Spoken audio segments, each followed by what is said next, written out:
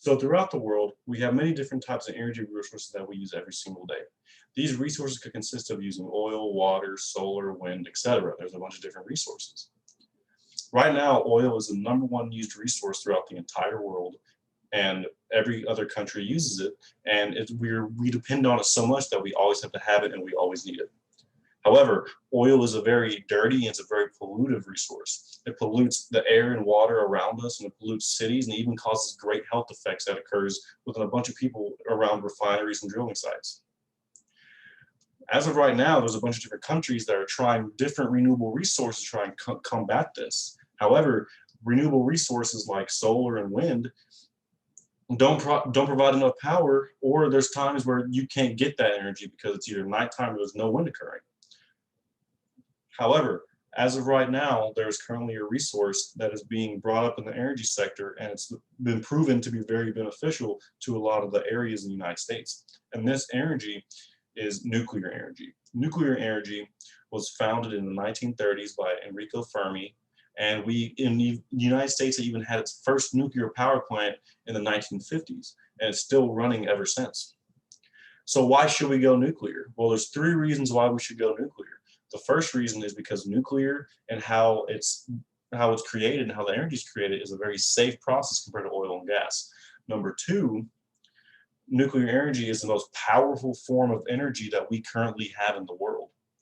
And number 3, nuclear energy is a very clean, it's a very sustainable energy resource that can compete with all the other energy sources, and it's even more sustainable than them. So again, we're going to talk about how nuclear energy is made. So nuclear energy is made through a process called nuclear fission, which is where one ginormous nucleus of different ionic compounds forms very small ionic compounds once it's split. Once it's split, it forms 2 products. This product is the neutrons you see on the right side of the diagram, which is energy, and then the fission product, which is the waste. So the neutron energy gets formed into a high density steam that gets put into a steam turbine, and that's how the energy is formed in those nuclear reactors. Now, the only concern people have is that we have to go and mine uranium in order to have nuclear energy. However, the process for uranium mining is very safe compared to nuclear and gas drilling and refining, because there's a bunch of different strict codes and strict protocols that uranium mines have to perform and have to do, or else they get shut down completely and permanently. In fact, in procon.org's Nuclear Power Plant Pros and Cons, it stated that there was a research conducted by the National Cancer Institute to see how radioactive and how much exposure that the workers get in these environments inside the nuclear power plants and uranium mines. After the research concluded, it was in fact found out that the radioactivity exposure that occurred was very minuscule, or there was none at all. In fact, it was also found out that you can get more radiation from just driving your car and doing every other day tasks like sleeping next to somebody, driving your car, even walking to the store gives you more radiation than working in one of these power plants or these mines. It was even proven that working in a mine was safer than working in a grocery store or even working in real estate. The fact that working in real estate and working in a grocery store gives you more exposure to radioactivity than working in a power plant says a lot about how safe that this process is. Another key factor too is that they're currently researching another way on how to make this energy, which is nuclear fusion, which is the exact opposite of nuclear fission, except they're using hydrogen and helium atoms in order to do this. If they can complete this within a certain amount of time, it will be probably the most safest energy form that we can get, and it's going to be way safer than oil and gas ever will be. So following from how it's made, now we're going to talk about how powerful it is. So nuclear energy is the most powerful form of energy that we currently have in the world. If you look at this chart right here, you'll see that the capacity factor that nuclear energy creates is 93%. So this means that nuclear energy performs at 93% max power output for the entire year. Compared to natural gas, coal, wind, and solar, that's all around, it's either at or below 50%, which means that nuclear is 2 times more reliable than coal, and even almost 2 times more reliable than natural gas. It's 4 times more reliable than solar and wind. In fact, from the U.S. Chamber, the U.S. Chamber's article, the top 10 top 10 power plant generations, it says that the top 8 power plants on the list are just nuclear power plants alone. Number 9 is the largest power plant in the United States, which is a hydroelectric power plant, the Grand Coulee Dam, which is in Washington.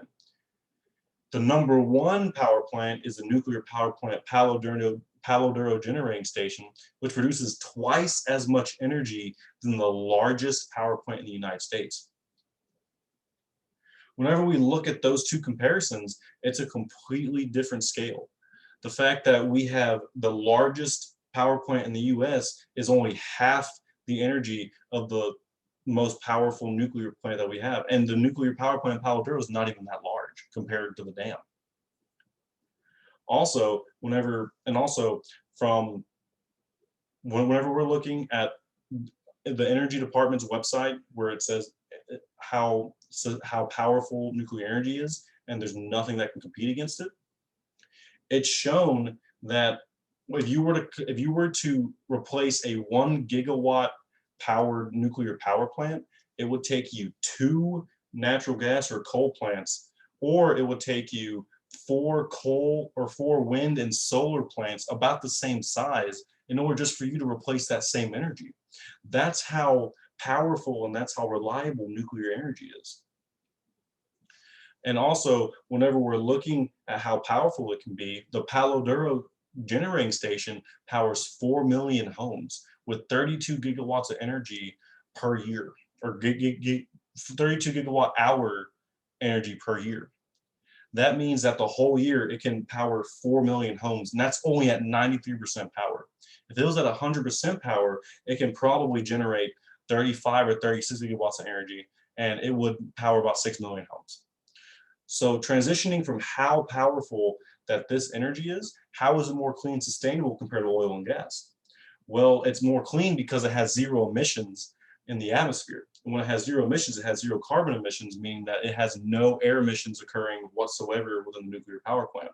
In fact, it's so clean at the fact that it's in different types of vegetation areas like forests and rivers, that there's a bunch of different wildlife and different types of organic materials living all around the nuclear power plants.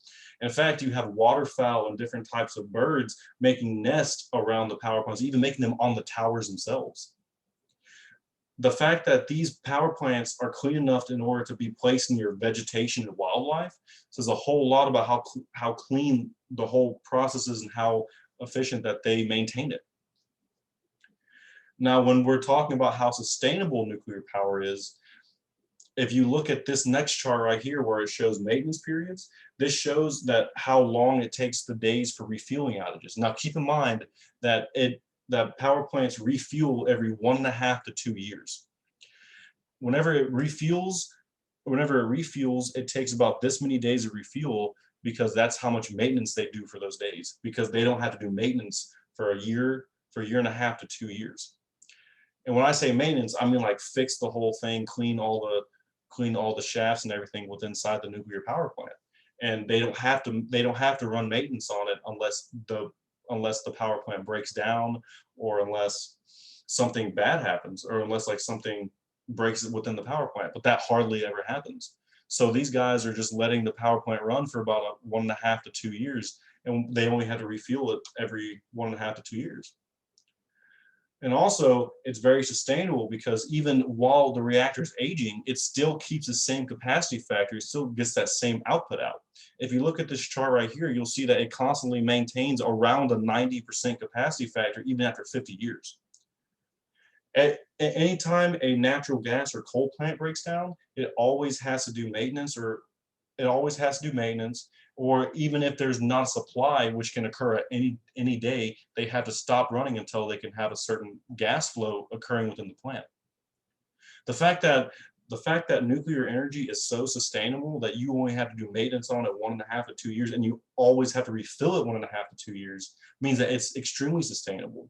In fact, from an article from Jim Brunig called Refueling Reactors, it's even said that in order to refuel a reactor, you need a 0.3 gram nuclear pellet. And these pellets are stacked about 12 feet high, and they they're stacked inside these nuclear power stacks. And the fact that one pellet, which is about the size of a penny, has as much energy as 12 tons of coal, or 1 ton of coal and 17,000 cubic feet of gasoline. That's an extremely crazy number, and that explains why it's so sustainable that it can last that long before having to be refueled. The fact that it's so sustainable that we haven't transitioned sooner is honestly really surprising. And we should start transitioning just because of how much more sustainable it is than gas and oil. So ever since the United States had adopted gasoline as its main foundation of energy, there were a lot of different ways that made us more dependent on it. It's a very pollutive and it's a very harmful substance that we eventually started researching and realizing how harmful it is to our people. And the fact that we were slowly going to renewable energies, but the renewable energies can't keep up with the oil and gas power distribution that we need for our everyday lives. However, nuclear energy has been proven to be more sustainable, more clean. It's been proven to have the greatest power output, and it's even the most sustainable thing we can probably do. That we should be transitioning from oil and gas to nuclear energy at some point in the future in order to have the best energy sector that we can possibly have. Thank you guys.